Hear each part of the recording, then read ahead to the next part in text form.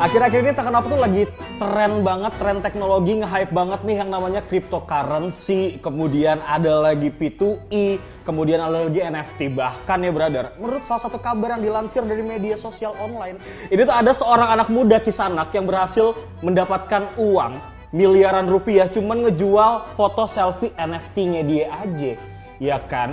Nah ini gue penasaran banget sih sama teknologi, kemajuan teknologi ini nih. Dan karena gue penasaran, gue sebenarnya juga agak worry sih. Agak takut gitu ya mau nyobanya kayak gimana. Gue mengundang seseorang yang juga sudah lama kerja di Facebook, namanya Mas Rizal. Apa kabar Mas Rizal? Baik, Bang Bewok. Mas Rizal boleh diinfoin Mas Rizal ini siapa sebenarnya? Aku di Facebook itu sebenarnya merangkap-rangkap ya posisinya ya.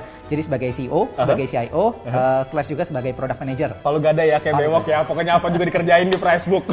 Yeah. Mas Rizal ini kan lagi hype banget ya yang namanya tren teknologi NFT, kemudian cryptocurrency sama P2E.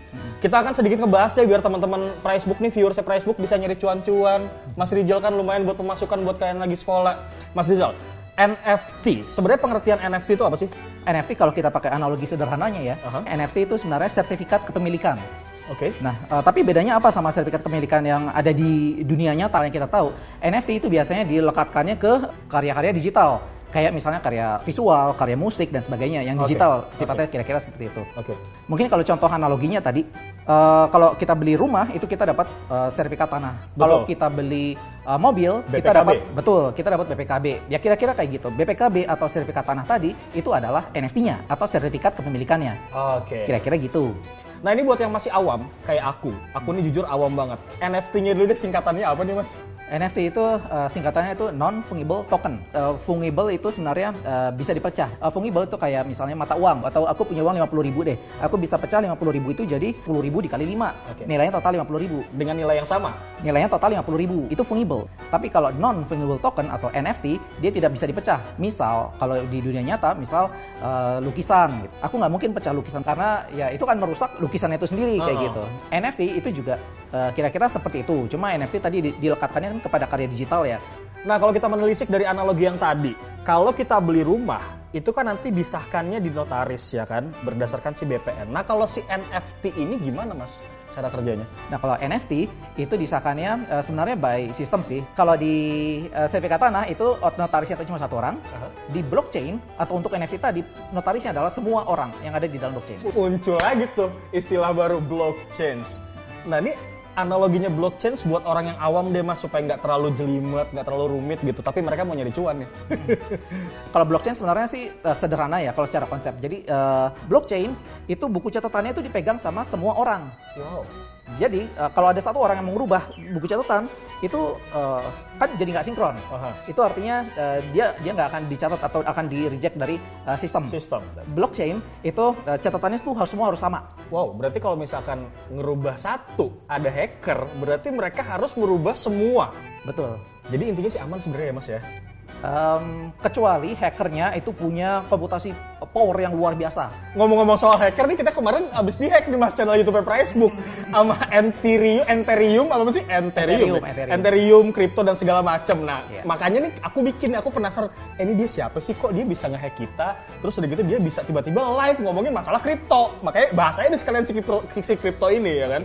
Oke, Mas Rizal, ini kan sebenarnya orang-orang banyak tahu di luar itu adalah game NFT. Ataupun P2E gaming ya, P2E game kalau nggak salah. Nah itu gimana sih Mas, apa aja jenisnya gitu?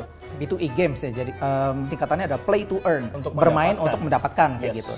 Nah dapetin apa nih? Kita bukan cuma dapetin kesenangan, itu kita bisa mendapatkan cryptocurrency atau dapetin NFT atau dapetin dua-duanya. Kira-kira seperti itu konsep P2E. Nah ini banyak banget nih teman-teman Bewok, bahkan teman-teman di Facebook yang sudah mulai memainkan si P2E game ini.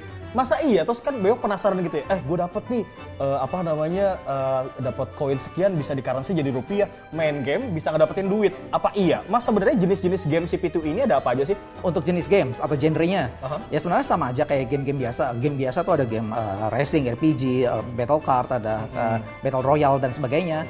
Game P2E pun juga sama seperti itu. Sama? Cuma semua berjalan di blockchain tadi. Nah kalau di game yang biasa, ini kan kalau perang-perangan ada yang namanya PUBG Mobile. Ya kan? Terus kalau misalkan mau war juga ada yang namanya Mobile Legends. Nah kalau di P2E game ini, apa nih Mas merek gamenya? Kalau nge-hype beberapa bulan lalu itu ada Axie Infinity kayak gitu. Oke. Itu besar sekali. Orang kalau main game itu bisa dapat uang digital atau cryptocurrency yang namanya SLP. Bahkan SLP ini bisa dipakai kalau di Indonesia selayaknya OVO atau GoPay. Bisa langsung dipakai. Dompet digital. Itu yang paling besar beberapa bulan lalu ya. Yang Mas Rizal mainin sekarang supaya dapat cuan-cuan apa ini Mas?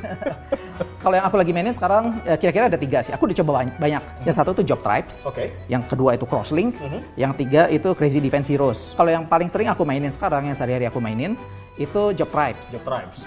Oke, nah si Job Tribes ini how come bisa menghasilkan duit? Apa ini currency-nya beda-beda nih 3 game? Betul, currency itu beda-beda ya. Jadi kalau dari Job Tribes itu kita bisa dapat cryptocurrency yang namanya DEP. Kalau si Crosslink itu kita bisa dapat sejauh ini aku main sih aku dapat 2 cryptocurrency, yaitu aku dapat Bitcoin sama aku dapat Algo. Nah, yang ketiga itu Crazy Defense Heroes. Itu tokennya sih masih baru banget. Tokennya tuh namanya Tower, TOWER. Cuma yang paling aku sering mainin Job Tribes. Oke, ini sekarang langsung aja deh to the point. Gimana cara mainin si Job Tribes ini supaya bisa menghasilkan uang ataupun cryptocurrency yang namanya DEP? Kalau di Job Tribes, betul ya? Betul. Caranya gimana, Mas? Nah, mungkin genrenya dulu kali ya, genre si Job Tribes ini. Kalau Job Tribes itu genrenya adalah card battle. Jadi kita ngelawan decknya atau kartunya orang-orang kayak gitu. Setelah kita main itu kita nanti dapat in-game currency atau mata uang di dalam game yang namanya Pelcoin. Itu nanti bisa di-convert menjadi DEP. Oke. Ya kira-kira seperti itu. Bagaimana kalau sekarang kita coba praktekkan saja, Pak Ijal? Iya. Ini kebetulan Bewok sudah mulai diracuni ya oleh Pak Ijal untuk mencoba untuk bermain game ini. Lu nggak harus download aplikasinya dan ini bisa dimainin di web. Bisa dimainin di web browser atau di handphone. Iya. Tapi karena Bewok suka mainnya nih sekarang, jadi Bewok taruh di home screen deh. Nah ini contoh tampilan user interface-nya seperti ini. Betul. Terus nanti kita akan main. Untuk main itu kita bisa ngelawan bot atau komputer atau kita ngelawan orang lain. Oke. PvP, player versus player. Cuma biasanya untuk PvP atau PvP arena itu ada waktu-waktu tertentunya. Nah sekarang lagi nggak ada nih. Jadi paling kalau mau main sekarang kita ngelawannya bot. Oke, berarti kita langsung main. Kita di quest aja. Quest aja langsung main. Quest. Nah quest ini mungkin yaitu atau quest bebas bahasa Indonesia ya. Tadi aku juga Oh sudah ya. Ini sekarang udah sampai nomor 2. Oke, langsung aja masuk ke tantangan berarti. Nah ini ada pilihan deck dulu. Nah itu kalau Bang Bewok mau ganti-ganti decknya itu juga bisa. Deck itu maksudnya kumpulan kartu ya. Jadi dalam satu deck itu kita bisa taruh 6 kartu. Oke. Nah, ini berarti deck satunya Bang Bewok nih sekarang ada 6 kartu. 6 kartunya tuh ya ini seperti yang terlihat di layar lah. Kira-kira seperti ini. Ya aku rasa nggak apa-apa sih kita bisa langsung coba aja. bisa langsung main ya, Mas? Bisa langsung main. Nggak dijamin menang ya. Nah, battle start. Iya. Ini kita akan melawan kartu-kartu yang lain kan, Mas? Kita ngelawan bot ya. Sama bot Aku ini. pilih ini deh, Iya aku betul. Pilih ini, aku pilih ini. Pilih aku 3 pilih kartu. ini, Oke. Oke, benar. Oke. Iya, oke. Nah, ini nih koin-koin ini nih yang disebut yang harus kita kumpulin nih. Nanti Pel bisa coin. di-convert menjadi si DEP. Betul. Cuma sebenarnya Pelcoin yang ditampilkan di sini itu cuma budget buat gamenya aja, buat satu battle kayak gitu. Jadi nggak perlu khawatir kalau koinnya sampai habis kayak gitu. Itu nggak masalah karena koin kita nggak akan berkurang beneran. Oke. Itu hanya budget gamenya aja. Budget game satu game aja ya. Kalau koin kita sampai habis dan kartu kita juga habis, kita kalah.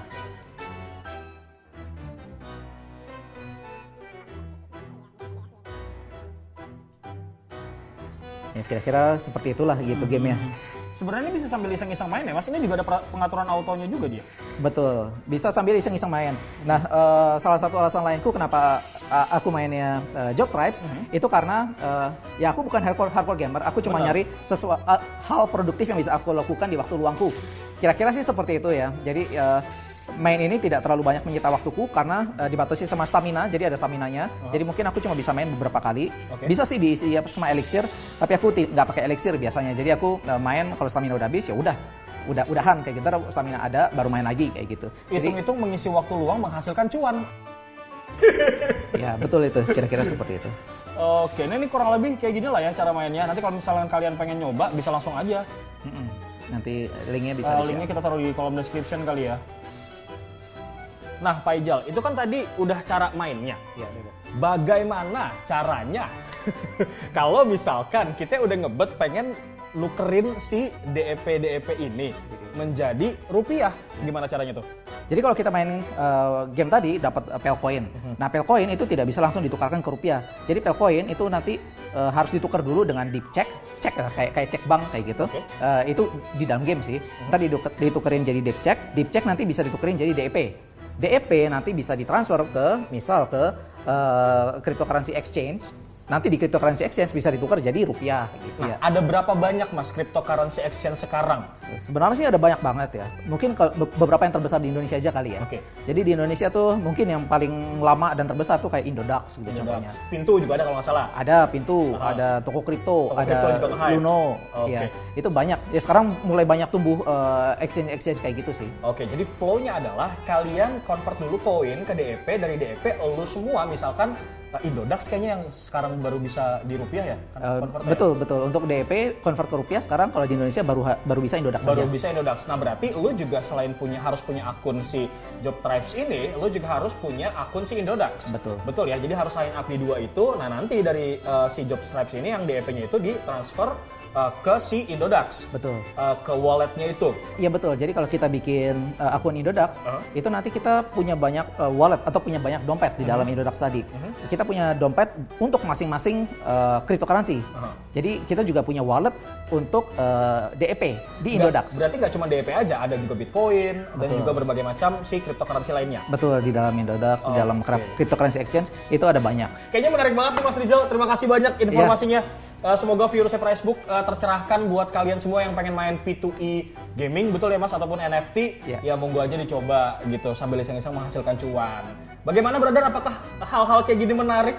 Kalau misalnya kita mau bahas lebih lanjut, mungkin kalau lu semua setuju langsung aja tulis di kolom komentar, atau mungkin lu semua udah ada yang pernah main P2E gaming ataupun NFT gaming gitu. Langsung aja sharing di kolom komentar, feel free. Dan terima kasih buat yang nonton dari awal sampai akhir, no skip. Jangan lupa buat like, comment, share, dan subscribe channel YouTube Pricebook, Pricebook Beauty dan juga Pricebook Otomotif. Beo pamit, Pak Ijal juga pamit. Assalamualaikum brother.